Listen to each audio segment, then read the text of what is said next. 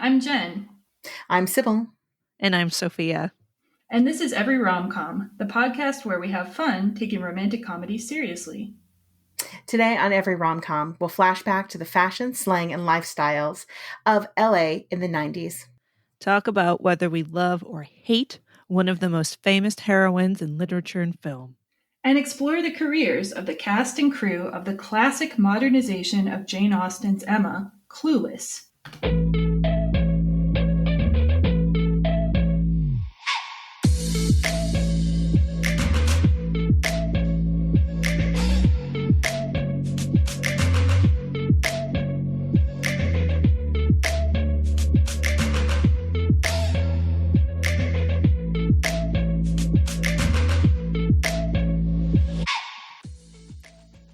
Hey, everyone.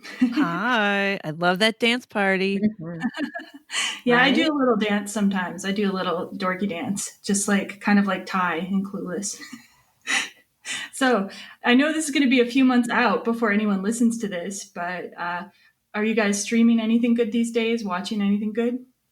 I actually just rewatched Vice because I felt that it was relevant. And then Oh, the Dick I Cheney also, yeah, Dick Cheney. And then, I watched Wonder Woman 1984.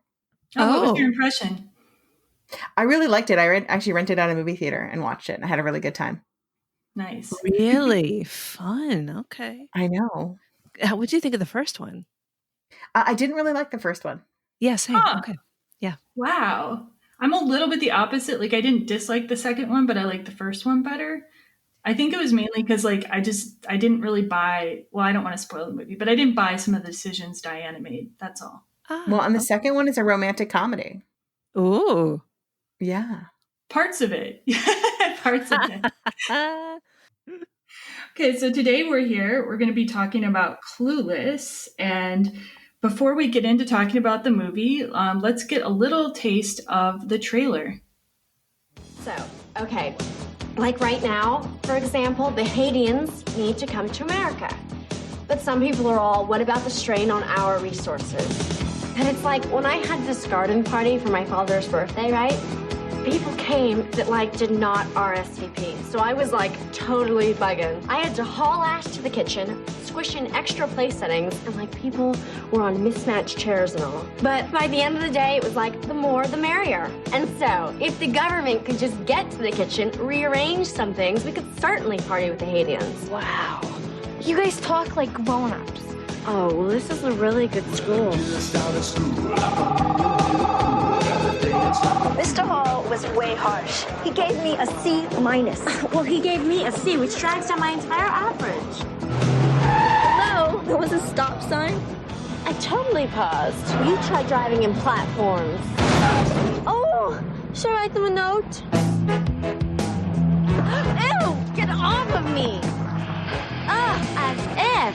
Cher's got attitude about high school boys. It's a personal choice every woman has got to make for themselves. Cher's saving herself for Luke Perry. Cher, you're a virgin? I mean, I'm not prude. I'm just highly selective. I mean, you see how picky I am about my shoes, and they only go on my feet. So that is a very old style trailer, in my opinion. Yeah. I mean, it's definitely going for one angle on Cher, kind of like a very ditzy angle, like a kind of a female Bill and Ted angle. And then you've got that, she's a real wild one. Like the kind of generic music they would just play over trailers, not on the soundtrack, of course. Well, I mean, I don't think that trailer, I think it's a bit dated, but I mean, it still totally says everything you need to know about that movie. Well, Clueless was one of Cybil's picks that she like brought forth. So do you want to give some information about why you wanted to do it? I just think it's a really funny movie. It's a snapshot in time of like Los Angeles, the Valley, the kind of the like late, mid 90s, I guess. The idea of that kind of culture, fashion, and like people being smart but pretending they're stupid. We'll get into whether we agree that they're pretending later. But yeah, it came out in July 19th, 1995. So that's the kind of time frame we're in, like right in the middle of the 90s, like right kind of like the transition between grunge and then like kind of a brighter, poppier, fashion-y like late 90s. A lot of people remember from like boy bands and stuff. And the writer-director, we've got another female writer-director like 2 weeks in a row. This one is written directed by Amy Heckerling. And we've got Alicia Silverstone, Paul Rudd, Stacey Dash, Brittany Murphy, Dan Hedaya, Donald Faison, Breckin Meyer in the main cast. And the basic premise is, as we mentioned, it's a modernization of Emma by Jane Austen. We're continuing our modernization of classic literature theme for a few weeks here. Cher is the substitute for Emma, played by Alicia Silverstone. She's rich, she's popular, and her father loves her. Her father is a widower. She has a best friend named Dion, and she has her ex-stepbrother, Josh.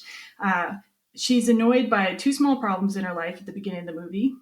On the one hand, she keeps failing her driving test. Or does she keep failing, or she just can't drive yet? She really can't drive. She hasn't kept failing. She's tried once while we watch this, but she literally can't drive and shouldn't be. Yeah. So she needs to be driven around by her ex-stepbrother, who kind of annoys her.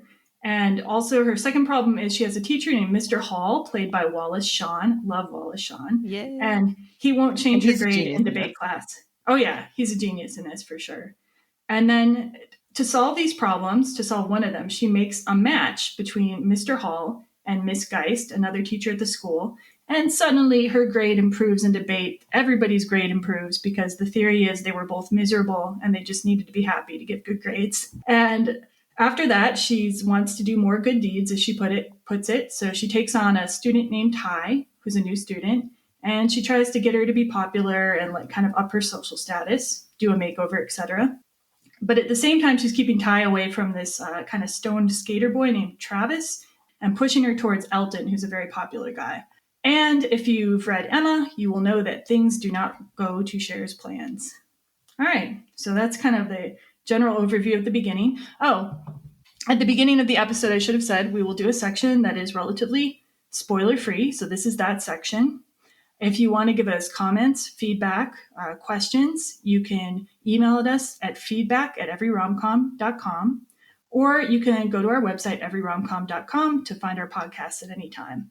So I kind of wanted to start by, since we're all Gen X, we probably all, I don't know if you did, Sophia, but I know Cybil and I must have seen it when it came out. Did you see this when it came out as well? I don't remember.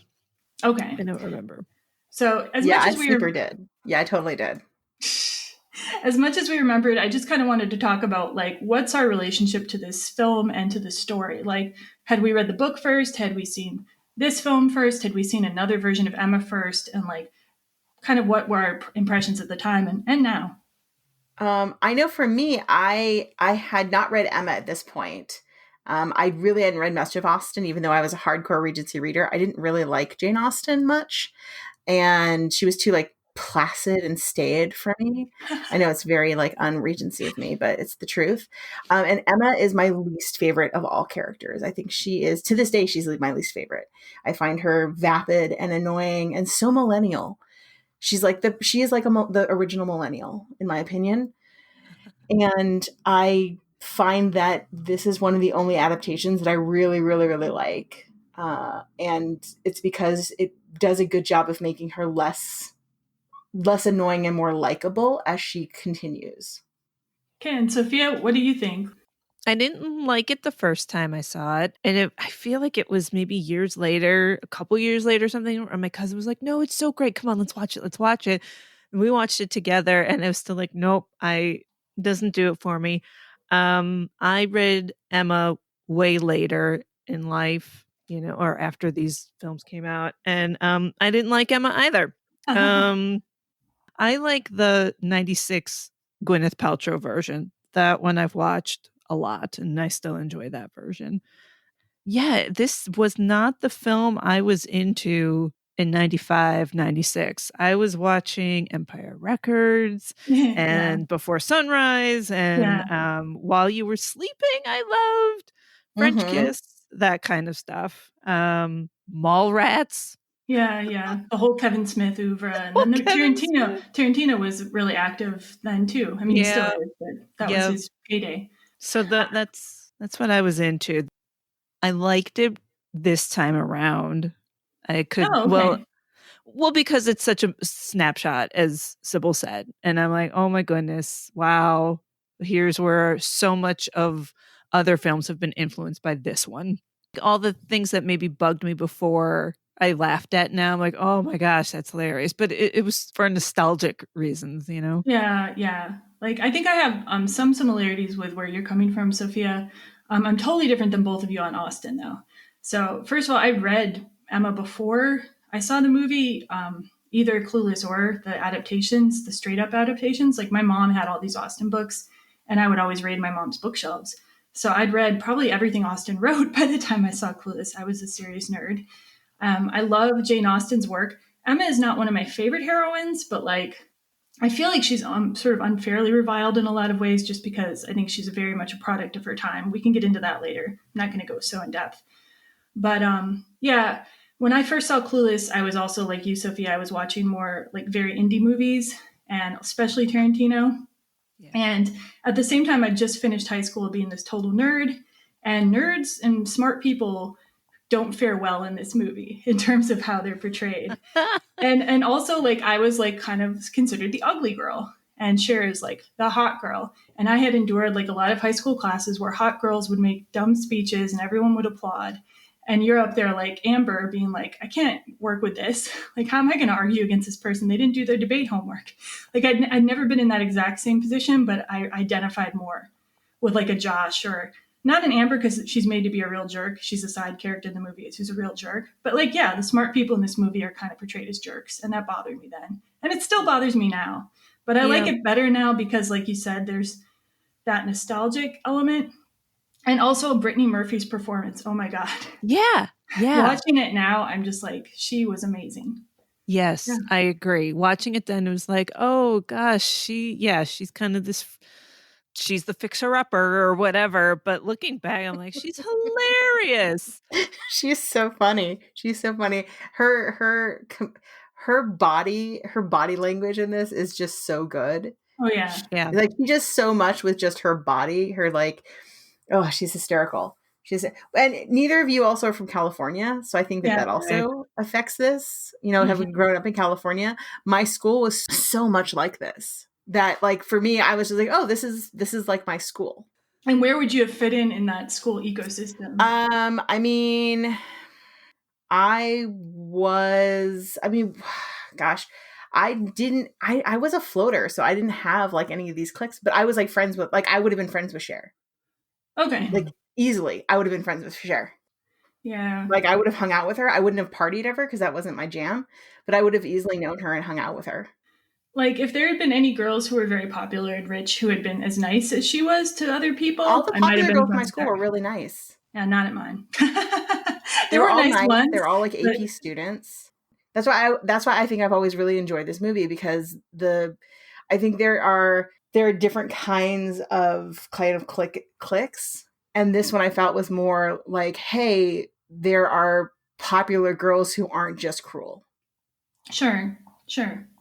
And that's totally believable. We definitely brought different life experiences to the movie.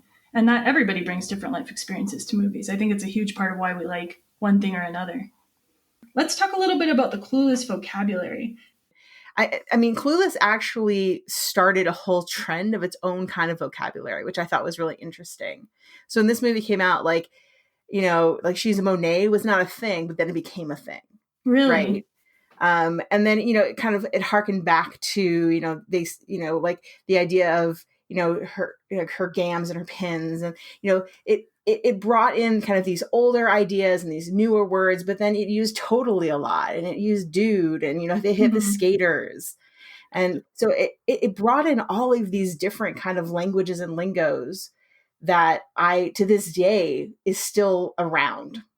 Oh yeah. Can you explain what Monet is for the listeners who may not? Oh, so a Monet is like the art piece where when it's far away, it looks beautiful, but as you get closer and closer to it, it's just a hot mess.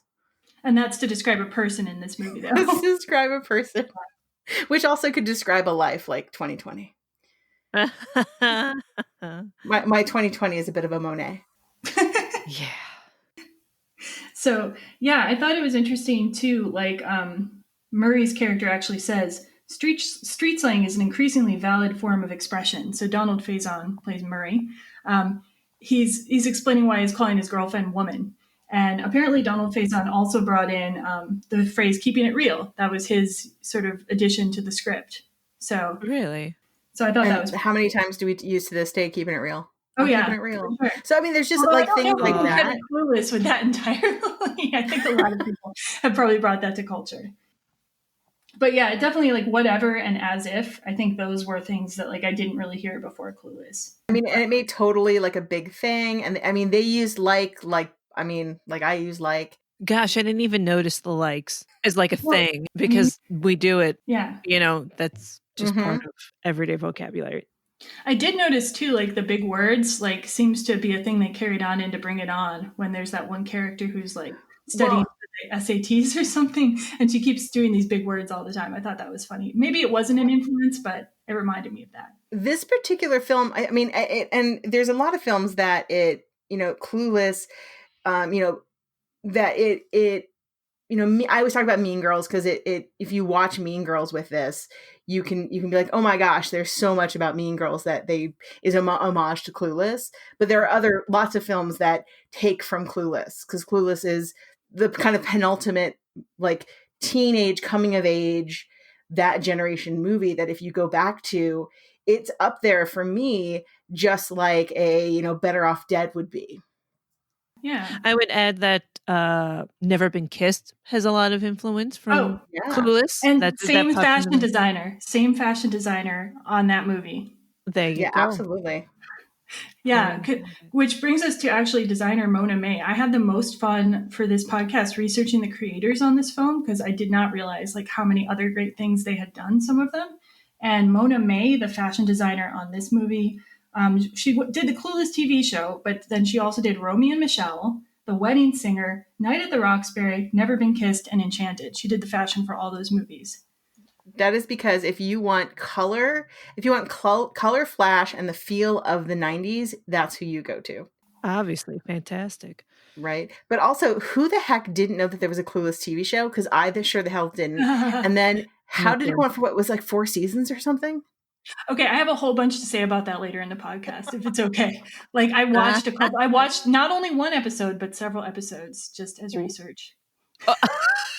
Research, quote unquote. You loved it. I didn't hate it, but I'd rather probably rewatch the OC. But anyway, so as to the fashion though, I want to talk a little bit more about that. Like, so when you think of the movie, do you think of the yellow plaid suit or do you think of another outfit? Okay. Absolutely. The hats, the yellow plaid. Okay, all of the hats, yellow plaid suit, and then all of her like tiny skirts. Oh yeah. Yeah, I remember the tiny skirt trend. I participated in it. I was definitely doing the plaid skirts, the knee socks, the Mary Janes, the whole thing. Probably didn't even realize I was being influenced by Clueless. Could that have fallen under some grunge, that look? Yeah, but like, okay, so I watched a little short film about this, and it was kind of saying we wanted a grunge feel. Like we wanted to keep like the flannel and the plaid, but then we wanted to make it elevated. Like they were talking about how the fashion designer Mona May wanted to elevate that look to be more chic, more something you'd wear in a Beverly Hills. It's Beverly Hills, right? High school area. Yeah. And so it's actually a Dolce & Gabbana suit, according to this video I watched. And yeah, it's become really famous. It's been brought up again in this Iggy Azalea video, which I also watched called Fancy, which like they do a whole homage to the movie in that. And Alicia Silverstone wore a similar uniform. She was on the show called Lip Sync Battle. I've never heard of that, but hey. And she got to wear the suit again. So I guess a lot of people love that suit. But it does have that grunge connection. And as to the hats, oh my God. What hat do you like, or what's your... I mean, what hat isn't there? I mean, I love them all. I mean, I don't think I can pick a hat. They're all so fantastic. Probably Dion has a hat that it's like a pink monstrosity with a bunch of feathers, which literally I think is a callback to the Regency. I think it's supposed to be like a Regency era type-ish hat. Okay. And it's fantastic. What scene is that in? Do you remember? I don't even recall, no. Okay. My favorite is her little white daisy pattern crocheted hat. Oh, that one's great too. Her like little beanie hat. Yeah, I really like that one. Any favorites, Sophia? Any fashion you like? No, I think mostly I was just like, what the heck? I didn't know nobody dressed that way. What's with the I was more appalled. I was like, this is so ridiculous. Nobody ever looked this way in 95. So well, interestingly, Alicia Silverstone felt the same way when she was in the film, apparently, about the fashion. She had like 63 outfit changes. And when she was actually having to do all this wardrobe work, like she was really annoyed. And she's like, why do I have to have so many clothes? Nobody dresses like this. I don't dress like this. But then when she saw the film, she's like, oh, I see. Like the fashion is like kind of a star of the film. It's kind of like a thematic element, maybe, I guess. I'm jumping ahead in our notes that Paul Rudd wore his own clothes. He had his own Amnesty International shirt on in that film. Yeah. So that's kind of cool. What kind of budget for all the girl clothes? And they're like, well, Paul, just bring in what you got. Because he's supposed to dress normal. He's supposed to be like Sophia, you and me with our Tarantino films back then. I guess. Just hanging out. I mean, guess so. He only listens to Fake Plastic Trees because that's the only song you're allowed to listen to when you're into grunge.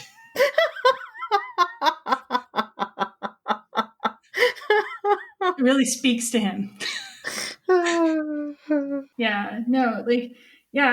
like the fashion. For me, like, I don't mind that it's the hyper reality of it. Although, Cybil, I don't know, do people dress like this in LA at all? Beverly Hills, people definitely dressed like higher brow and nicer, but they did not dress. It wasn't like that. Of course it's not. This is still Hollywood. Yeah. Sure. Yeah, it also brings in a couple of the other fashion trends of the 90s. Like there's one where Cher's evaluating the guys negatively with their kind of backwards caps and their like pants falling down. The pants. And then she can't deal with it. She doesn't want to date those guys. And then that Christian walks in, the Frank Churchill substitute. Christian walks in with his 1950s look, which was... I loved that when we were in high school. I loved that. Like, oh, yeah? Cherry Pup and Daddy sound and that whole, like, when did Swingers come out? Because they rocked that. I couldn't say off the top of my head. I know it was the same general time period, but... Right. And I loved that. I loved that look. Yeah, I think I looked like Paul Rudd basically until I went to college. Totally. Same. There was nothing really. And then I started dressing like some sort of like goth before there were goths. But yeah. Anyway. So what was your style in the 90s, Cybil? I think my style was exactly as it was now, but I had even more glitter. I wore a lot of glitter and puffy paint. Nice. Yeah. And gold lame. So I was not cool. Like I said, I was not cool. Oh, dude, I would wear gold lame now if I could fit into gold lame. I'm waiting to be apparently an 80-year-old woman so I can wear gold lame. Yeah. Why not? I'm such a schlub. I'm like, just bring me the jeans and t-shirt. I'm wearing hoodies. Yay. Comfy Chuck Taylors. I've been wearing Chuck Taylors since I was like 13 and still have a few pair. So you'd show up like Ty and they'd call you a farmer. Oh, well. Yep. I did have my hair colored like Ty's. That like burgundy. Yeah, it was burgundy. Did you use like the Manic Panic or the Kool-Aid or like the what? Maybe Manic Panic. The temporary wash. Yeah. That was fun, and it all, it washed out eventually, and that was a good time. Anyway, so let's talk soundtrack because I was super excited about soundtrack. This creator, this music supervisor, who's the person who licenses and gets the movies for the soundtrack, is named Karen Rochtman. But she was also the music supervisor for Pulp Fiction, Reservoir Dogs, Reality Bites, and Boogie Nights. And I have brilliant. I have all of those soundtracks. And Reality Bites is one of my favorite of that era. And so I had no idea that she hasn't done as much prominent work lately, but like just that run, it's like, wow. Yeah. It was fantastic. Everything that was playing, everything they talked about, I was like, oh yeah, yes. And it all plays well as well. So it's not even just like she picked the right songs. Like she's like, oh, these are songs of like a snapshot of the time. It's also like they totally make sense in that space. Yeah. And for the characters, she has like thematic songs. Like, as I mentioned, like Josh Paul Rudd has Fake Plastic Trees playing all the time. And Christian has Billie Holiday playing with his old 50s vibe. And let's see, Elton is always talking about his Cranberry CD or listening to it. The best. Right. Elton's kind of this snobby upper class guy. And I'm sorry, I like Linger, but other than that, like I don't have much use for the Cranberries. Sorry. Oh. There's Sorry. a couple other good hits. I have heard too many people sing Zombie at karaoke. I'm finished. No. Sophia, what are some of your favorite songs from the soundtrack? I don't think there was anything specific, but as they kept coming on, I'm like, oh, hey, I know that one. Oh, I know that one. Like I heard some Counting Crows. I think there was a Cranberries song that was playing at some point, and I was just, yeah. Yeah. I just think that every song plays so incredibly well. And like, as soon as it comes on, you're like, yes, yes. Mhm. And especially now that we're older, you look back on this and are like, oh my God, those are like the songs of that time. Yeah. My favorite's actually not until the end of the credits sequence. Like, I actually heard the song on the alternative radio station, The Smoking Popes, I Need You Around. Man, I love that song. That was my jam at the time. But it's not really against the film scenery, so it's not really associated with the film. So, but what about Rolling with My Homies from Coolio? Like, that song, every time I've ever watched this movie, I get that song stuck in my head for like a week, and it drives me insane. I don't even know that song. I don't even know either. that song. Rolling with my homies. Yeah. Like when she sings along to it at the party, and like that's their song. That's Ty and Elton's song. Which is when she gets so sad, and because they broke up, and she has like a hand towel that she's stolen. The most sad breakup that no one knows about with her ever. That she didn't have. They weren't even together. Yeah, it is pretty sad. And Rolling with My Homies is a pretty sad. That's our song. Because I got hit by a shoe at a party, and you came over and checked that I was okay. When we get married, I'm gonna walk down to our song, Rolling with the Homies. It was a Coolio song, apparently, which made me like it a little better for some reason, because it reminded me of that other Coolio song, that 1, 2, 3, 4, get your woman on the floor. I loved that song when it was out. I don't know. Am I a weirdo? I'm a weirdo. No.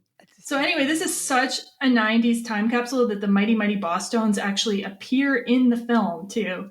And oh my God, yes. Yeah, they're playing at a party scene where like Josh's friend's party, I guess, and Christian, Josh, Ty, and Cher are all there together. Mighty Mighty Bosstones. Were you guys into them? I wasn't really, but no. Yeah, they're of the time though. That's true. The time. Okay, so I think actually I want to skip straight to talking about Clueless as an LA movie. And if you're okay with that, Cybil, could you lead us off? Yeah, awesome. Go ahead. Okay. So Clueless, so for someone who's like been in LA and lived in LA for a long time, Clueless is such an LA movie. I mean, literally they are in as many places as they humanly possibly can that are important.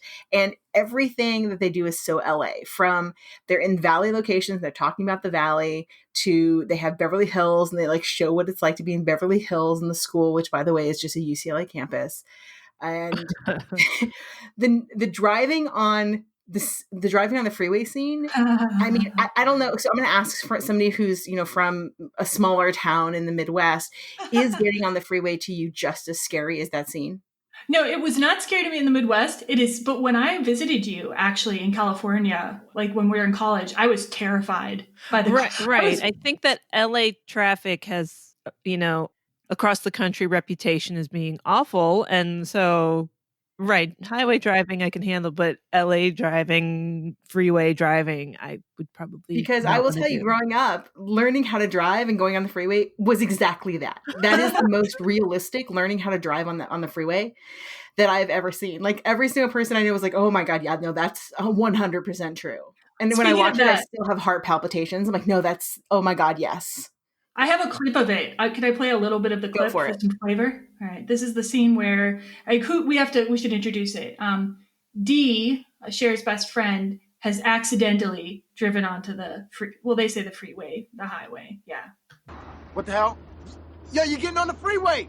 What? No, turn right. Get out of the lane. Wait, No. okay. Get the procedure. Just get out the lane. Truck.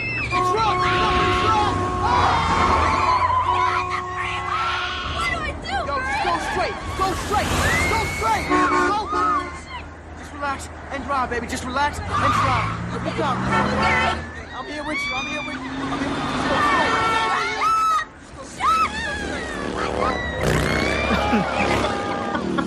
This person be like waits a gun at them. Wait, what? What? Somebody waves a gun at them. So, like, I don't know if you pay attention, but somebody waves a gun at them from one of the other passenger cars. I saw the old woman giving them the finger, but I did not catch the gun. Yeah, if you look in the background, somebody waves a gun. I'm like, oh God. Which, by the way, I've never actually had that happen. I think that actually is an LA trope that doesn't actually exist. But like, fingers happen. Things that I've seen happen. Which, by the way, so there's a scene with Circus Liquor that is the giant clown. Uh-huh. Okay. Yeah. I literally drive by that to go to my office when I lived there every single day. I would drive by there, and it is the sketchiest part of Los Angeles.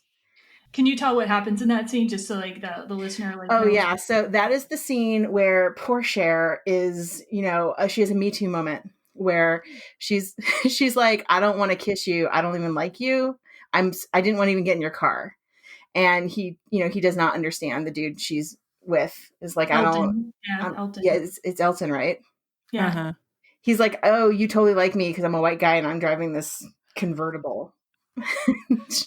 And she's like, and he's like, my dad's rich and your dad's whatever, and we should get together. And she's like, no, I don't want to be with you. And he pushes himself on her, and she's like, no. And then she gets out of the car and she goes to walk away. And he's like, where are you going? And she's like, I'm just going to walk away from you. And he just drives off and leaves her in perhaps one of the sketchiest parts of town. And back then, I'm sure it was even sketchier than it is now. Now it's gentrified a bit, and it's still sketchy. And I'm going to give two stories of things that I've seen happen there. Totally naked dude running down the street with a gun. Wow. Okay. Another, I watched some chick sitting like road rage style throw a Starbucks Frappuccino into another person's car window. Whoa. Okay. And then the person who was she drove to go around that person, and the other person drove backwards into her vehicle. Wow. And so what happens to Cher in that scene? So poor Cher, she gets mugged but like by the nicest mugger I've ever seen. Right. He was nicer than Elton, who was, right. Trying he was a gentlemanly mugger. Right. He wants her to put her go face down on the ground, and she's like, but this is an Alaya about her jacket. I don't know what designer that is, by the way, but she has some fancy jacket on. Which I also want to say that particular space always has people filming in it and has some of the strangest, most interesting fashionable characters standing in front of it in real life. That particular Circus Liquor. So if you're ever visiting, go to the Circus Liquor right there, because it is an interesting locale. Where is it again in town? It's in North Hollywood. It's on Lankershim and Hollywood Way, where all the weird stuff happens. And if you've watched Wreck-It Ralph, that whole area right there, Circus Liquors appears there as well. That whole area right there is where the Wreck-It Ralph #2, the second movie, that's where the whole video game scene takes place, is in North Hollywood. So is it what about other things about the movie? Did they resonate with you? Like the sort of so there's they talk about the Pismo Beach disaster. Yeah, that went way over my head. So, Nils and I talked about this. That's my man. So we have, the only reason that's actually really important is that no, it's not a real thing, but we have, it's a season. So it marks a season. So if you ever notice that Clueless takes place during a year, and so Pismo Beach disaster, it marks a season, and the season is mudslide season. Oh, okay. So California has or Los Angeles has a mudslide season. Okay. And so we have fire season, and then we have mudslide season. And so that Pismo Beach disaster is a mudslide season. So it's when mudslides happen, and happens every year. And what kind of area is Pismo Beach supposed to be? Like posh? It's a beach. More downtrodden, or yeah. It's the beach. So it's just like the fancy, and that's the thing. Pismo Beach is like super fancy. Okay, yeah, because they're raising money. That's why when you it's like super fancy. Pismo Beach is like super fancy. Yeah, because they're raising money to help the Pismo Beach residents, basically at the end of the movie, which is not really a spoiler. That's really funny. They're right? helping the rich people. Well, I mean, they need help too, I guess. They need help too. I mean, I'm sure there are downtrodden people there as well. But it's like if you have a house in the Pismo Beach area, it's fancy. And they did a really good job talking about like how long it takes to get somewhere. And like, they're like, oh my God, I don't want to go to the valley because it's so far away. Because by the way, Beverly Hills is the most hard place to get anywhere from. There are no freeways that go directly to it. It's this weird isolated place. So like driving is like a pain. To get to Beverly Hills and out of Beverly Hills is like very dramatic. It's like so hard. It really is. It's like so freaking dramatic. What's with her dad saying you can get anywhere in LA in 20 minutes? Was that meant to be a 100% a lie. I was going to say, I don't, from what I've heard. Yeah. You literally can get nowhere in 20 minutes. Is he assuming she's just staying maybe in her neighborhood then? I don't know. Yes. Like he's like, yeah. Yes, okay. Because it takes me to get 5 miles down the road. It can take me 45 minutes. Yeah. It's taking me 45 minutes to get to the entrance of the freeway entrance that's a mile and a half away from me on a busy morning. That's awful. I could not live that life, but there are advantages and disadvantages to each place that one lives. Okay, so why don't we get into the spoilers okay section? We've already kind of delved into it. So Cher was trying to set up Ty with Elton. As we have talked about now, that didn't work because Elton was crushing on Cher. Despite Cher thinking he was giving signs of being interested in Ty, it was just to benefit her, just like in the book Emma. Just like in the book, yep. Yeah. And then Cher develops an interest in Christian, who is the new student. He's the one with a different style, with the 1950s style. He's he's got a very old school, old timey style. Mm-hmm. And we're at spoilers, right? And he's so obviously gay to literally everyone. I don't know. In high school, I don't think I would have assumed that, but really.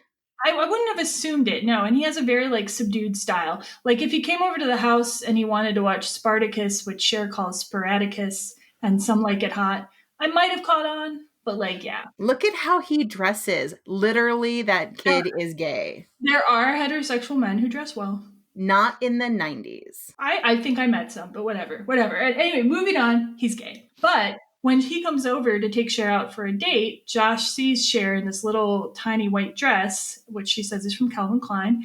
And you see the first obvious sign that he's into her. They really do like kind of a male gazy, like look at Cher, come down the stairs, look her body over kind of scene. Like, which is questionable to me, but yeah, that's what it is. Well, and this is one of my favorite scenes as well, because Josh goes to her dad. He's like, are you going to let her out in that? And she's like, oh my God, don't worry. And he's like, put on a coat. And she's like, don't worry. Of course I am. And she puts on like the tiniest like coat you've ever seen. It's like nothing. Yeah, it is pretty that funny. Was funny. My favorite part is when Christian goes up to her dad and he's all talking in this 1950s lingo. And her dad's like, what, you think Sammy Davis died and left an opening in the Rat Pack? I thought that was a pretty funny line. I have a burning question and I don't know when to pop it in. Do it. Okay.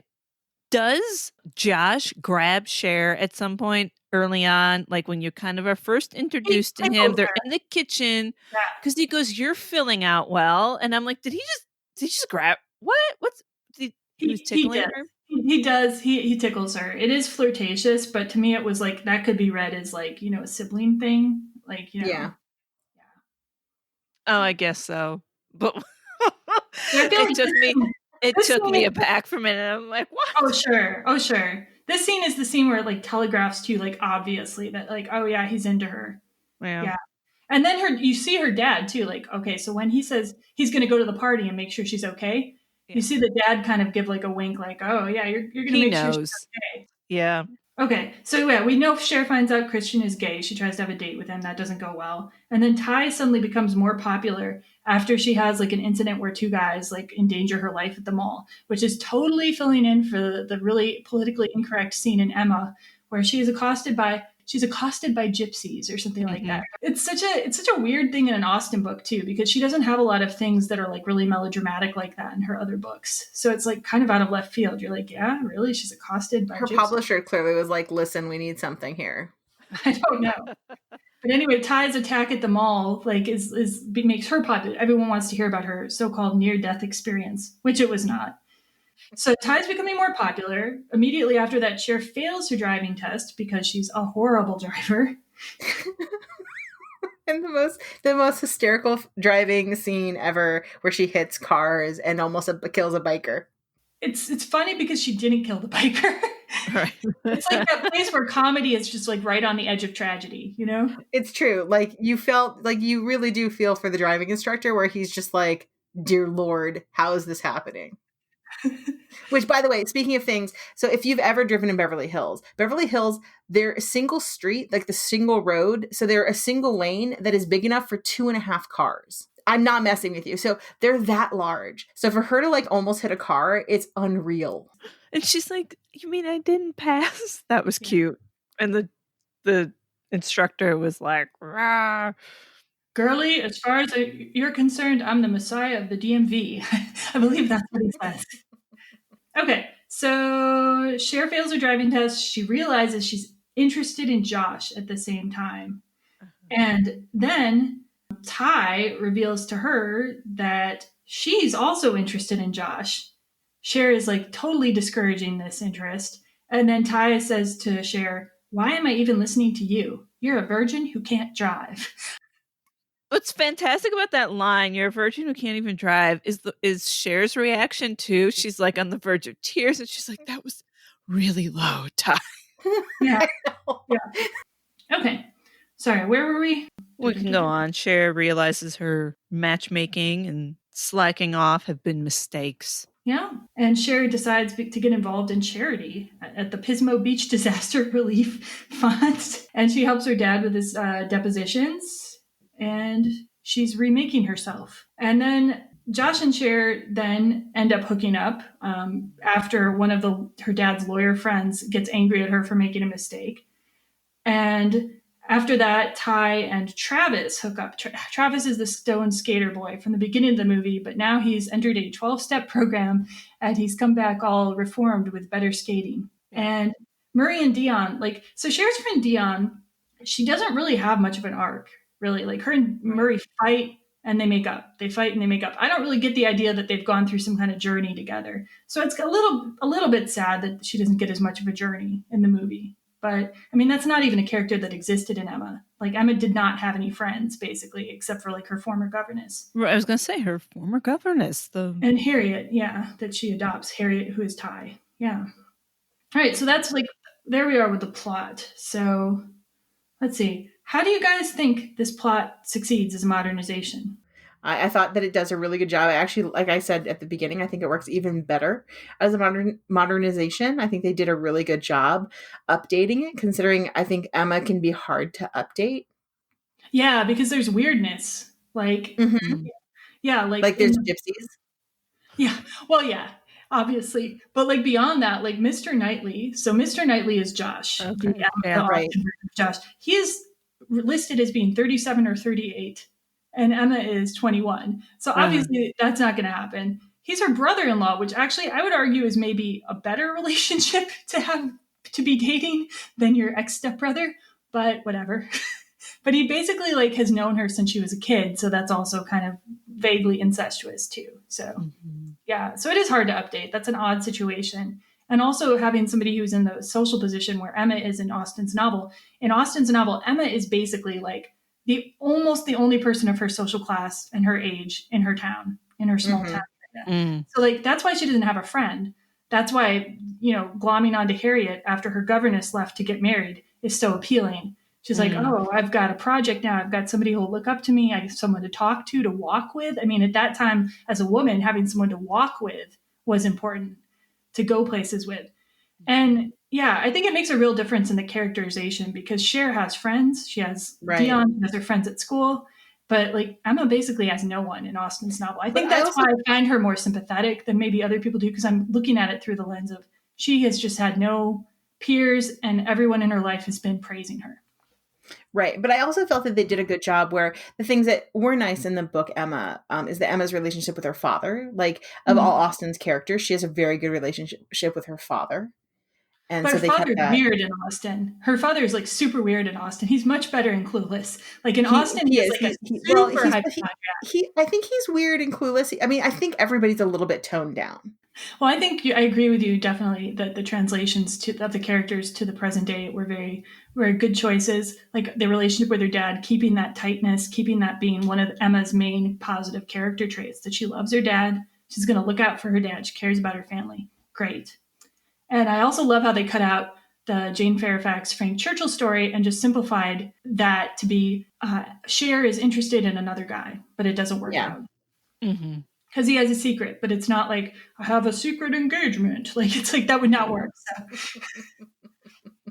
I also felt that, that Josh, I wasn't really as weirded out by the fact that he was her kind of like ex stepbrother. That never really weirded me out, because it didn't get the impression that they really grew up together, but that they were more like, they were kind of like friends.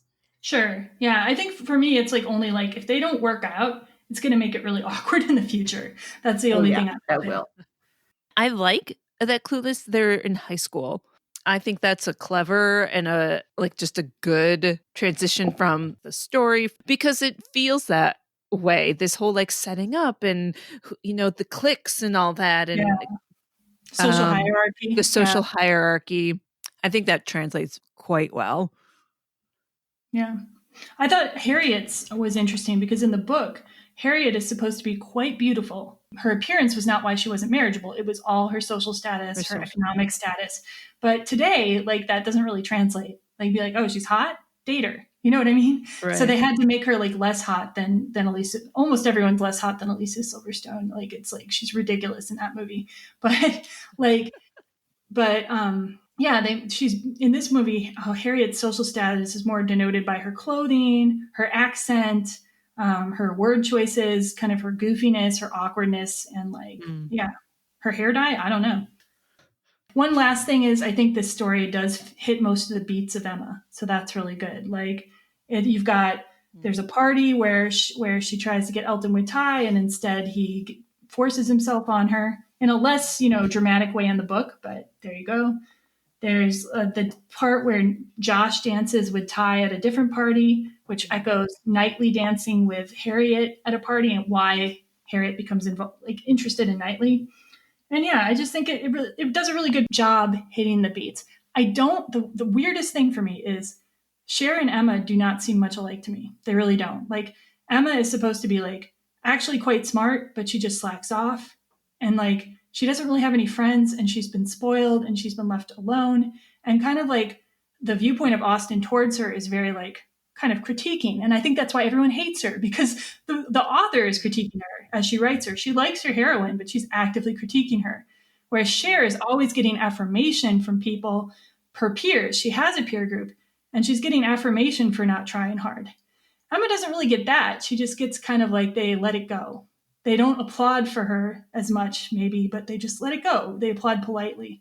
And in Clueless, Cher's getting applauded for the most ridiculous debates I've ever heard. If I were teaching that as a teacher, she would be in my office. We'd be talking about her future a little bit and trying to help.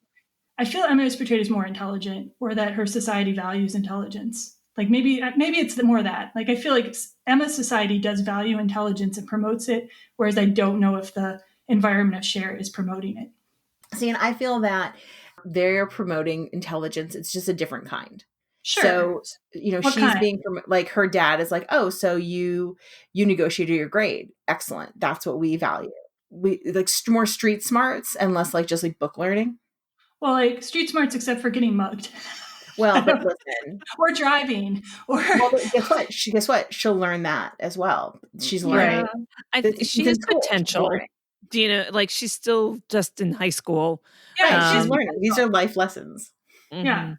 But I think the way that the text, I mean, you almost can't make a romantic comedy, especially where you're shitting on the heroine, like exactly. Where the perspective of the movie is shitting on the heroine. So I guess it just plays differently that way. Yeah.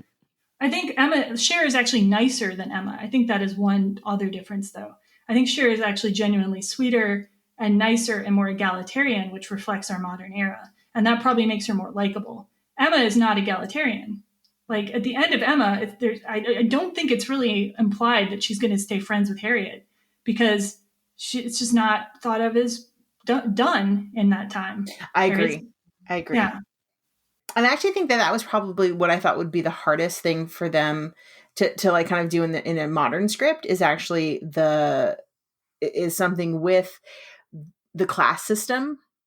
Yeah. Because that is a harder thing to play with in our more modern times, without making somebody like uber rich and then super poor. or putting them in not America, or having a movie that's about only class. Well, having something lighthearted that's about only class. I mean, Right, you've got, exactly. Parasite is a great movie about class. Exactly. Which you're like, this isn't a romantic comedy. No, it is not. Parasite as a romantic comedy. One Man and His Rock. No. Without giving spoilers for Parasite. Don't. I still haven't seen it. Oh, you got it. So fantastic. I know. I'm a fool. Okay, so I think we talked a little bit about Emma versus Cher, but I could ask, like, who do you relate to more? I think Cybil probably Cher. Actually, I mean, can you relate to either of them? I mean, I don't relate to either. Like, I guess I'd be friends. So that's a form of relating. You'd be friends with Cher. I'd be friends with Cher. Yeah, Emma, I'd be like, I hate you. I can't even hang out with you. You're so vapid and annoying. Well, why do you say vapid though? Like, she's so vapid. She's just so vapid. So like Cher, at least I can understand that she's not really vapid. She's just a little bit clueless at times. But I mean, I think the exact same thing is true of Emma, and she has the exact same series of revelations and realizations about herself. Emma comes off to me as so incredibly selfish, where Cher is like somebody, I think they write Cher to be less selfish. Yes, they write her to be, I agree with that. They write her to be and I think that's the problem. Like, I have trouble with incredibly selfish characters. Okay. And that's, I think, the biggest problem. Okay, yeah. Vapid, I didn't really understand, like, the difference, but selfish, I will totally back you up on that. Yeah. Sophia, any thoughts? None. You like Emma better, the Gwyneth Paltrow. Why is that? Is it because just like the style or the acting? I think the style. Yeah. Okay. Did either of you, so I'm going to ask a question. Did either of you see the new Emma that just came out in 2020? I did, and I liked it. I liked it too. Yeah. I did not. I have not gotten to, I still haven't gotten to Parasite. So getting there, guys. Okay, I'm way behind. We'll just pretend Parasite's a rom-com and we'll podcast about that. And now, Parasite. I don't just watch rom-coms. Every rom-com and Parasite. Okay. People like, this is a very strange podcast. It is. It's a little strange day, but we've had a strange day. We've had a strange day, yeah. Okay. So let's see. Which do you think the couples had chemistry, or which couple do you think had better chemistry? Do you think they would last? I felt that Josh and Emma had fine chemistry. I mean, but I find that Paul Rudd is Josh and Cher, yeah. Yeah. I find that Paul Rudd is actually really just good in rom-coms. So you think they have good chemistry? Do you think they would last? Do you think they would last as a relationship, Josh and Cher? That was a big intake of breath. It was. Because the romantic in me wants them to, but young. She's young, right? She's gonna go to school. She's so young. She's literally 16. Grow. Yeah. 16? She's 16. 17. No, she is 16. She says it in the movie. Yeah. She's so young. Josh is an undetermined age. Virginity, and that'll be that. They'll probably end up friends again, and that'll be fine. My vision for them is they stay together longer than they should because Josh feels guilty that she was so young. Cher feels like, I don't want this to be awkward. And the dad wants them to be together. And eventually they break up when Cher's in college and it's awkward for a few years and then they're okay. I don't see it lasting. I don't need it to either. I don't like it when they have characters stay together forever when they met in high school. Like the Harry Potter thing drove me nuts. I'm like, what's the likelihood? Yeah, what's the likelihood? I still don't know what happens. Don't tell me. Yeah, you grow up. Dude, it is too late to be avoided being spoiled by Harry Potter. I have my guesses from what all I've read, but I'm like, statute of limitations is over on that, but I will be nice. It's true. You can go ahead, say whatever you want. Nah, it's okay. Just I made the point I need to make. Anyway, yeah. So we agree they have good chemistry. And Emma and Mr. Knightley, any opinions? Yeah, they'll stay together. I mean, yeah, because of the time. Yeah. Will they be happy? Yeah. Okay, I agree. I don't have an opinion on that. I mean, I don't have an opinion on that. I mean, she'll be a widow pretty young, probably. Because I keep being like, well, he'll die. Unless she's already got money. So, and now she's got more money. No. She's set in that day and age. So the movie's called Clueless, and several people in the movie, this is a segue, The movie's called Clueless. Several people in the movie are referred to as Clueless. Cher calls Ty clueless. Josh calls Cher clueless. Eventually, Cher calls herself clueless. Like, do you think it's named for all these people? One person? Doesn't matter. I think it's named for everyone. Everyone, yeah. So even Mr. Hall, the debate teacher, or her dad. Well, he's totally clueless that he was just set up to that's help true. their grades. Oh, that's true.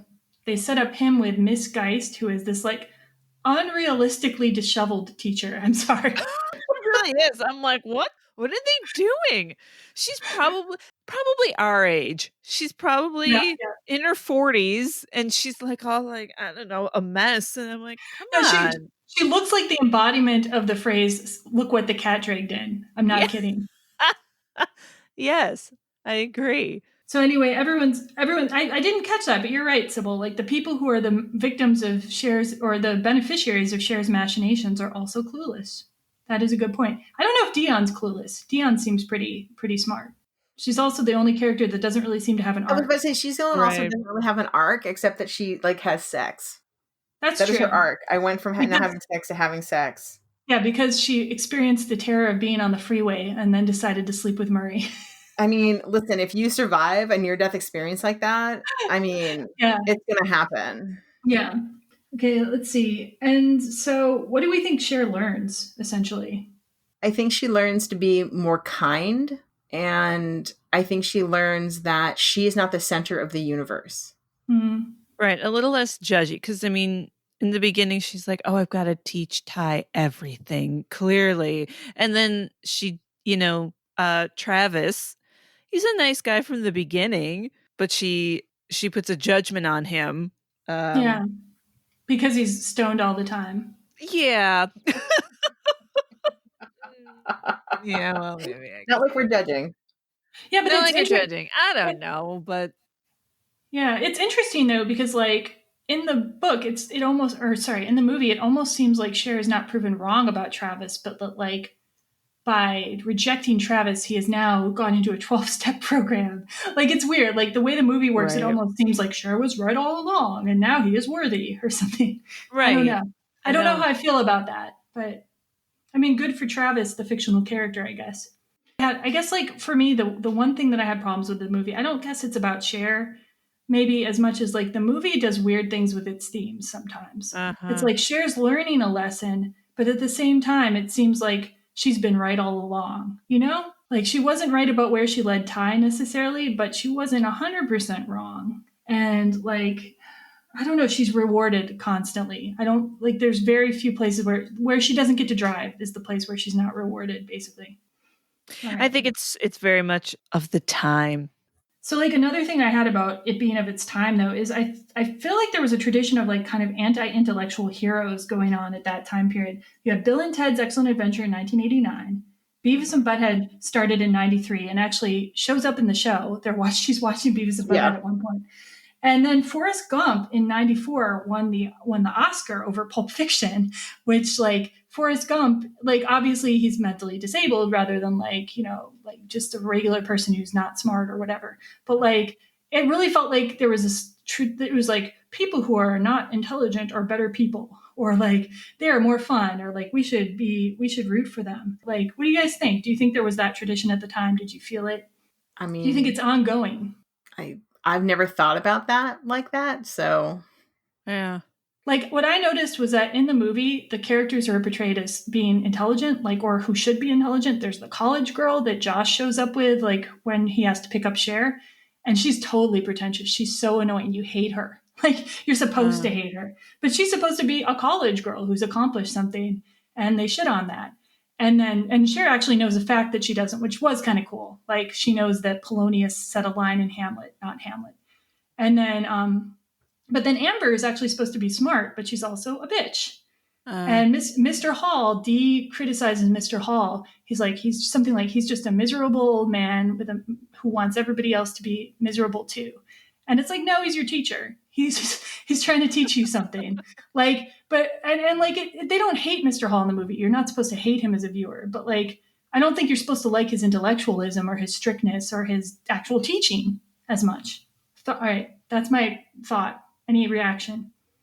Well, I mean, I definitely think that there was a time in the 90s for sure. Now I'm going back to like reliving my youth in the 90s, right? Where like if you were smart, like you were a nerd and a geek and therefore uncool. But that's like Yep, the that 80s was and the me. 90s. That was me. Yeah.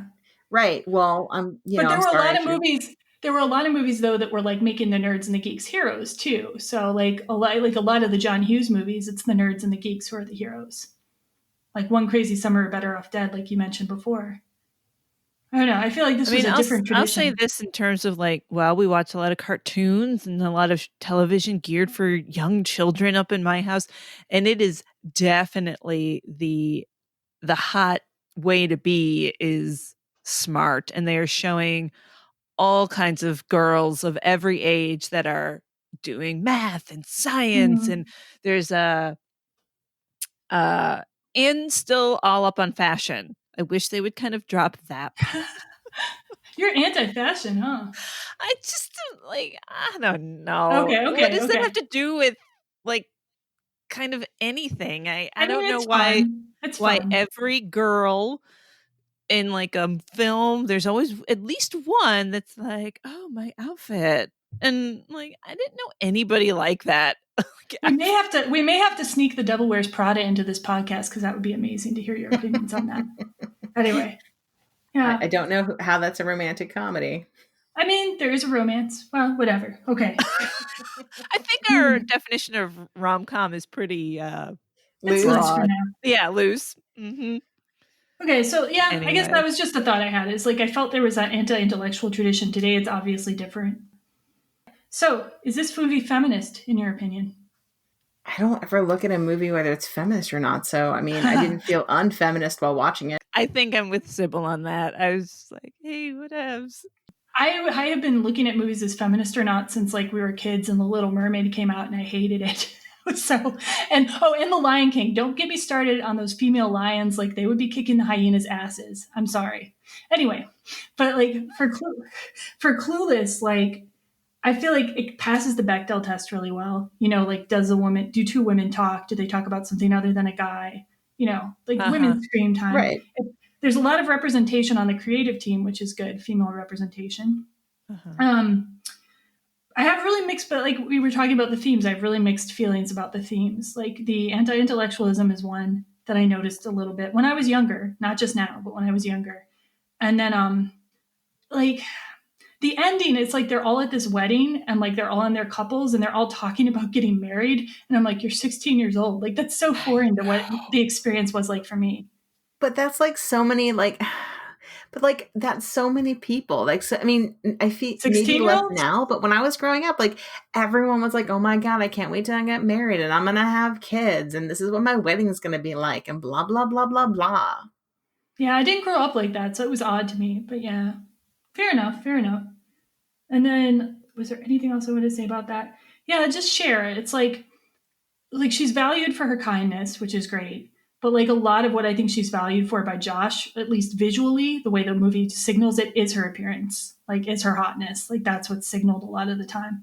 And you know, I like to see relationships where women are valued for a lot of different qualities. Really, even the part where she burns the girl that you even said it. She does. Yeah, quote. But it's kind of like a one and done. Like yeah. I would have to disagree because if he thought of her as just hot, he would have thought of her as hot for a long time. He was surprised when he started noticing her as hot. I think he started liking her as a person, but he like liked her as a person. And then one day he was like, oh shit, she's hot. And I already like her as a person. And so I think that is actually what really happened. And I mean, yes, men like visual, they like visualness. Okay. So yes, he liked that she was also hot, but like he already was digging her as a person beforehand. Okay, so tell me this: would you buy this? Would you believe this movie if Cher was not attractive? Like her character in every other way was the same, but not attractive. Yeah, actually, as long as she wasn't like hideously ugly, like, you know, Mask or something. Yeah. Well, it would also depend on Josh's maturity. I'm not even just saying about Josh, though. Would you believe that everybody at school is okay with her debates being kind of crap? That everybody at school... no. She totally gets away with everything because she's hot, but that's reality. Yeah. But I mean, we're choosing which types of characters we portray when we make a movie. So I guess that's the only critique I have. Yeah, the last one. Then you're critiquing kind of every movie. Like, no, not every movie. Think about the half of it that we did last time, Sophia. Like, she wasn't hot. She's just like a normal looking girl, but it's a perfectly good movie about her story. Right, but they all love the hot girl. You know? I know, she's the hot girl accepted because she's beautiful. But she's not the protagonist. That's the only thing I'm saying. I'm not saying like. But did our protagonist get anybody in the end? No. She got self-realization. Exactly. Thank you, Sophia. But neither did the hot girl. Neither did the hot girl, though. Neither, like, so fine. But neither did the protagonist, like, who was just normal, like average. Unfortunately. It's not about whether it's not about whether the less hot girl gets a man or not in the movie to me more. It's more like, are those stories being told? And like, to what extent in our culture are we also you can't look at a movie that was made in the 90s and compare it to a movie that's made now. Because we have completely different... you can compare it. I literally just did, but... you can't and be fair. I would say more movies are feminist now. So the whole question was it feminist? Not was it feminist for the 90s? That's all. I mean, it was 100% feminist for the 90s. It was female directed. That's true. Well, the representation, I covered that. Representation for me is one. That's all you had to say. Like, it was female directed. Yeah, and the female... In a world where we only have 60% of movies right now that are directed by women, and we're excited about that. What percent was it again? 16%, and we're excited by that. Wow, that is 16%, and we're super excited by that. Yeah, representation is in the crew and the cast definitely important. So that part of the feminism I definitely agree with. Yeah, I'm not trying to crap on the film. It's okay, guys. No, it's just one of those things that it's like, well, when I look at a film like Clueless, and for me, I hold it up as a film that, it made huge inroads in many ways. And when I just watched it again, I was like, wow, this is why it made so many inroads, but I think it doesn't get as much, kudos from people because it was directed by a woman and it is about women. That's true. I don't know about the directed part because most people don't know that, but the being about women, totally agree with you. So it's not taken as seriously. A lot of people call them chick flicks. Yeah, they don't respect them. They don't like, oh, I don't want to watch that movie. It's got a bunch of ladies in it. Yeah, that's still today a problem. Are we good to move on? Yeah. Yeah. Okay. So, let's talk about Amy Heckerling since we're already on her. We can go back to other things if we need to, but we're already on talking about Amy Heckerling, the director and writer of Clueless. And she's very famous. She also did Fast Times at Ridgemont High as just the director. But then she wrote and directed Look Who's Talking 2. Let's see, what are her other famous... Well, maybe those are only other famous wrote and directed. She did another film called I Could Never Be Your Woman, which is another rom-com, which Paul Rudd is in. Yes. And actually, Michelle Pfeiffer is his love interest in that, which is amazing when you think about she's his mother, well, his maybe future mother-in-law in Ant-Man. Wow. I really want to see that, by the way, but I haven't been able to find it streaming yet. Then Heckerling did another written and directed movie called Vamps, which Alicia Silverstone appears in. And she's been doing TV directing lately, so she's had a pretty long career. And she also did some of the episodes of the Clueless TV show, which we'll talk about later. So had you seen a lot of Heckerling's other work, or what do you know about her before this? I have seen almost all of her other movies. Even the weird vampire one? I did not see the weird vampire. Okay. Well, I might have, but I've completely forgotten if I have. You saw If I Could Never Be Your Woman? I have. Was it good? I liked it. I liked it enough. Yeah. Are either of you a fan of Fast Times at Ridgemont High, by any chance? I saw it a long time ago once. Yeah, I've seen it a couple times. It's a coming of age drama that's good, but it's not one of my favorite coming of age dramas. Yeah, and she didn't write that one either, so yeah. It wasn't one of my favorites. But it's well directed.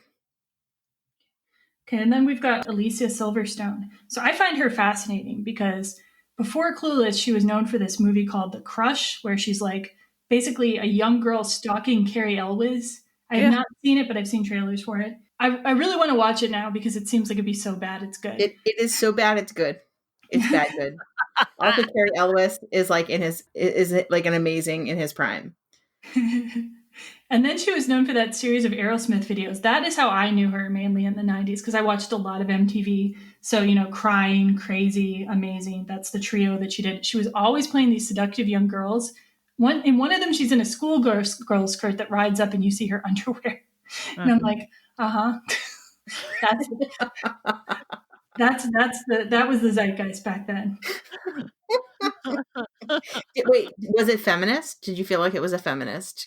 I did not feel like it was feminist, but also like I was a very like sexually motivated young girl, so it didn't bother me. Like I really liked Aerosmith at the time too, so yeah, and that's the time we grew up in. Like seeing yourself as an object, I don't think was as frowned upon as it was maybe in the 70s. I think the other, I don't remember which wave it's supposed to be called, but there was like the sex positive wave of feminism that was emerging, and that included like it was okay to dress like a schoolgirl and be all flirty. I don't know, Sophia, is that your experience? You had a more religious upbringing than I did, so maybe it wasn't actually quite the upbringing. It was like the that was my rebellion actually to take myself to church as a teenager. So, oh really? Okay, yeah. We'll talk about this a different time. Revelations. Yeah. So that's that. You went the other way. You rebelled. I did. I went the other way. Like the Alex P. Keaton of your family. So, like Cybil said, what happened to Alicia Silverstone? Like, she hasn't really had another breakout role since Clueless. Like, I looked at her IMDb. I didn't recognize most of it, and I haven't seen really any of it. I guess she's on the Babysitter's Club TV show. Have either of you seen that? No, I have watched them. Was she on there? I really like the Babysitter's Club. Like those were like staple books for me when I was growing up. Yeah. And so when they came out, I watched them and they're good. And she is not in any way bad on them. Not in any way bad? So yeah, I wouldn't say she's amazing. I'm not like, well, oh my God, she's incredible. Yeah. But I mean, she's fine. There wasn't much to work with for her. Okay. Yeah, and I think one of the other things she's known for, though, is she's actually been an animal rights activist, and she has her own vegan cookbook, The Kind Diet. So I found that interesting. That's what I remember, her coming out as a vegan. Yeah. So what about Brittany Murphy? Like, I don't really remember how she died. Like, it said... It was an overdose, I think. Well, it said that it was ruled accidental. Like, so, like, the best I can see is it says she was on prescription drugs, but she also had anemia and pneumonia. So it was ruled accidental. But yeah, there's some question about her. It's weird, is all it is, and she died in 2009. Right. Yeah. It's just sad. She was only 32. And she is like, I think when I watched it again, like I said, she was to me the standout in the cast. Like, oh yeah, she was fantastic. The thing that I laughed at the most is literally her just singing along to the Mentos ad. The Mentos commercial. That should not be as funny as it is, but it's hilarious. I love that part. I mean, it's relatable too because we all sing along to commercials probably at some point in our life. But the Mentos commercial specifically. And then oh, go ahead. I was going to say that'll always be a thing. Like that jingle will live on in my head forever. Like Rolling with the Homies for you. Yeah. Mentos for me. And then I think you mentioned Cybil when she's like banging her head on a table because Rolling with the Homies is playing at the restaurant. There's just so much of her like kind of like body work that she did that was really good. I mean, the way she walks, her slipping and falling. Like there's a lot of like comedic timing that she had. She just was really amazing in that. I think physical acting is so tough, like using your body to act. Yeah. Is so tough. Yeah. I don't know. So her other roles before she died included Uptown Girls, 8 Mile, Just Married, Girl Interrupted. Are any that you were like of her other work? No. She did Riding in Cars with Boys. Oh yeah, yeah. Did she? Is that did it? She? With, I believe with she Drew did. Barrymore? I can't say 100%, but I believe she did. All right. So then we got Paul Rudd. He's probably like the most famous cast member. I watched this thing at Comic-Con, which was like a reunion show about Clueless. And oh my God, I was so annoyed because like half the people were just asking him Ant-Man questions. And it's like, this is a Clueless panel. Stop it. But it was really, It was frustrating. I felt like the other cast probably were frustrated. But They're like, they should just ask him Anchorman questions. I mean, the thing is, Paul Rudd has a very broad amount of films that he's done. Oh yeah, he has a huge amount of work. Like my favorite of his is probably his roles in the Wet Hot American Summer movies, because he's such a good part of those. He's one of the funniest actors in that whole series. He's great. Which he's a very good actor. He's a range. He can do a huge range, and he's very charismatic. He's kind. He's funny, and he can also do evil. He's done 2 roles where he's played a villain very well. Wait, what's that? I haven't seen it. I would have to look them up, but he's played villains. And then we got Stacey Dash, which I don't think I appreciated as much when I know I didn't appreciate as much when I was younger. Like representation of Black characters in the movies, and like there's so few. And Stacey Dash's Dion is such a great character. Like there should be more, but like I loved her character in the movie more watching it now. But she has had a wild ride after Clueless. I thought she was fantastic. I definitely did not, sit around being like, oh, I'm so glad that there are 2 Black actors in this movie. But I remember thinking to myself, that I appreciated that the school looked diverse. I remember thinking that the school looked diverse, and that was good.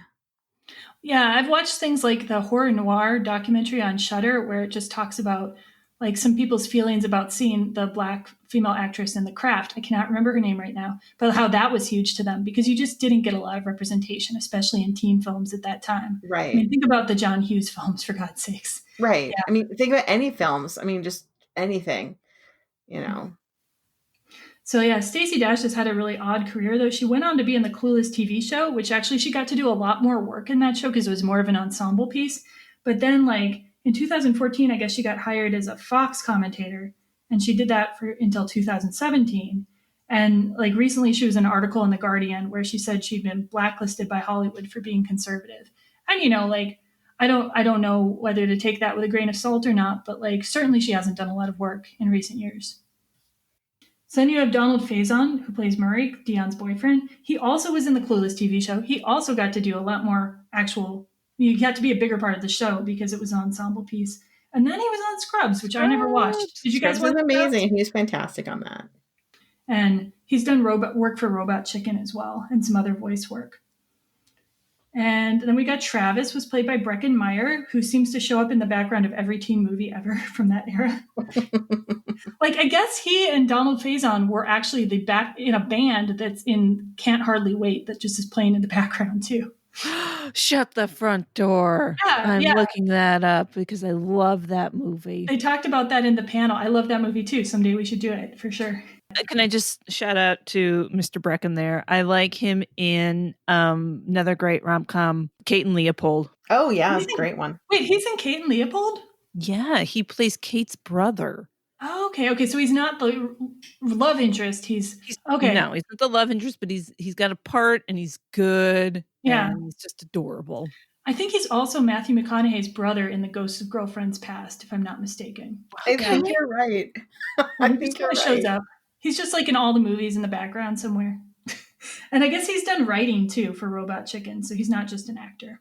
And really, okay, one thing. On the Comic-Con panel, or the whatever kind of con panel it wasn't official Comic-Con. It was a different, smaller con. He said that he actually skateboarded to the audition, and he had to skateboard a long way. It's like on some roads that you couldn't skateboard on. That's funny. Okay, so I just really wanted to talk about the Clueless TV show really quick, which it ran from 96 to 99. Cybil had never heard of it. I had never heard of it. Never heard of it. Yeah, wow. But it was originally conceived of, Clueless the movie was originally developed by Amy Heckerling. It was going to be a TV show. So it was kind of a natural transition to do that. And a lot of the original cast are in it. Like, so Stacey Dash is in it. Donald Faison is in it. Wallace Shawn is in it. Twink Kaplan, who is Miss Geist, is in it. Lisa Donovan, who is Amber, is in it. And the star is not Alicia Silverstone. It is Rachel Blanchard, who I was like, she's so familiar. Where do I know her from? And then I figured out that I know her from that song in Flight of the Conchords about, you're so beautiful, you could be a waitress. She's that girl. Do you guys know Flight of the Conchords? Yes. No. Yeah, she's that girl. She could be a part-time model. Yeah, she's a Canadian actress. Yeah. Yeah. Yeah. Rachel's Canadian. I'm sure she's done other stuff too, but like she will be that girl to me forever. And it's a really interesting TV show. Like it has its strengths and weaknesses. I have only seen the 2 episodes, but I kind of got a feel for it. It resets to the plot before Cher has all her realizations and she and Josh get together. So it's kind of just playing off the fashion, the vibe, the slang, the atmosphere, and getting comedy out of that. It's an ensemble piece, which I like. I think that's a strength. Like I like that the side characters get more time. And apparently, there is now going to be a reboot of Clueless TV show on Peacock, but it's totally different. So Dion is going to be the main character. Cher is going to have disappeared, and Dion is going to be like simultaneously going to high school and trying to solve the mystery of what happened to Cher. Shut the front door. Yeah, no, it's going to be on Peacock TV. It's in development. Okay, I'm down with this show. Yeah. It feels like it's got kind of a Riverdale vibe to it, like, you know, the whole mystery aspect. So, and there was also an off-Broadway musical. I did not really look into that too much. It had a very short run. Cybil, you seem to like musicals of like I was about to say I need to go find the music for that. I want to know what the music is. I guess it was a jukebox musical. So like what they call a jukebox musical. So it used songs like rock songs. Mean Girls is on Broadway. I've seen it 3 times. Oh my, okay. Oh yes. So good? So amazing. Better than the movie.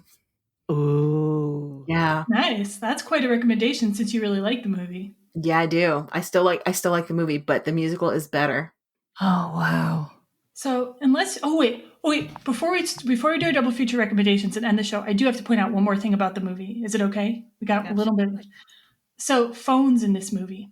When I watched it in 2020, I did not notice at all when people were on the phones. But in 1995, that was like a serious running joke about people being on their phones. They go to dinner, somebody gets a phone call. Cher's walking down the hall talking to Dion on her cell phone, and then Dion shows up and starts talking on her cell phone, even though she's next to Cher. That was a total joke in 1995. Like back in 95, they were using cell phones to signal this person is rich, or this person is arrogant, or this person is ridiculous. Like in True Romance, you've got the Hollywood producer with his jerky cell phone. It's like, and now you just watch it like whatever. Like, Totally. A phone Good call, Jen. Good call.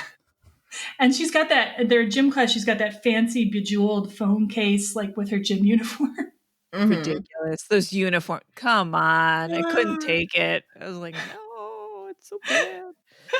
This is ridiculous.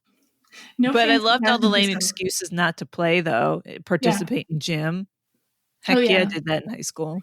It's like, no, I have a cramp. Well, that's the saddest gym I ever saw. I would do gym if all I just said stand in line. Yeah, right? What's so hard about that? You get to hit one ball. That's it. I mean, yeah, that's fine.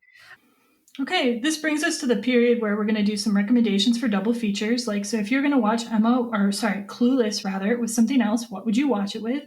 And for me, I would probably watch it against the 96 Emma, just because they came out so close together. They're both Austen adaptations of the same story. And I just think it's interesting to see how they do things differently. Mm-hmm. Would you agree with that, Soph? Yep, that's about what I said. No other things you would pair it with? Yeah. Emma and Emma? I really didn't give it much thought. Okay. But I was thinking I would do Emma and Emma if I were to do a double feature. Wait, Clueless and Emma, or just Emma and Emma and forget Clueless entirely? Sorry, Clueless and Emma. Forgot about the new Emma. Sorry. Clueless and Emma. Oh, I'm Sophia's had it with this movie. She's not even going to put it in the double feature with itself. Like, I would just watch a bunch of different Emmas. Fantastic. Clueless and Emma. My bad. That's okay. Sybil, how about you? Well, I would definitely say Mean Girls.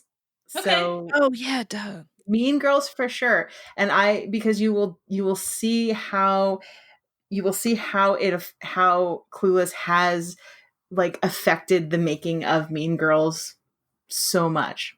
Yeah, it's affected other teen movies, especially Mean Girls, which is so prominent. Yeah. I mean, so many beats. There's so many beats. Yeah. The homage, Tina Fey clearly loved Clueless, and there were so many homages to it. Nice. Oh, out of left field recommendations too. You could go the other direction. And I think like it would be interesting to watch Heathers and Clueless, because they both have that heightened fashion and some of the heightened characters and the cliques. And they're totally different tonally. I would watch Heather's first so I didn't have to feel depressed. But yeah, I mean, even though it's kind of a happy ending, it's also kind of depressing. Let's be real. Well, Sophia had mentioned Empire Records, and I had put that on my list Oh, to okay, watch cool. because I felt that they still had the same kind of feel to them as like the time period, but they have such different tones. Yeah. Mm-hmm. And I think that they're both good movies, so I think that they'd sit well together. Unlike, Sophia would be like, why? They also have rocking soundtracks. Yeah. Nice. Yeah. All right. Well, I think we've given our recommendations, and yeah, I think we've talked a lot about this movie, but there's a lot to talk about. So, thanks everyone for listening, and thanks for joining me today, Cybil and Sophia. Of course. My Yeah. pleasure. Always. Next week or next time, we will be releasing Bride and Prejudice, another Austen adaptation, but quite different. And you can always follow us at everyromcom.com or email us at feedback@everyromcom.com. Thank you for listening. Bye.